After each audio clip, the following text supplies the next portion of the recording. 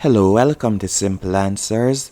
In this video, I will be showing you how to add Instagram icon to Squarespace.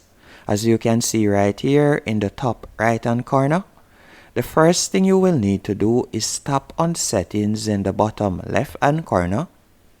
After selecting settings, you are going to tap on social links. Once you have selected social links, you are going to open Instagram.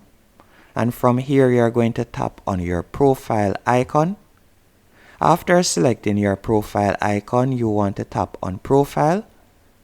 And once you're on your profile page, you are going to copy right from your username to where you see www. You are going to copy that section right there.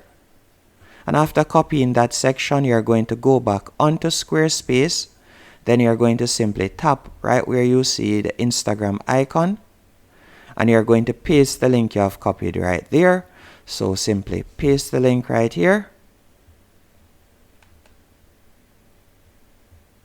Then you're going to tap on save.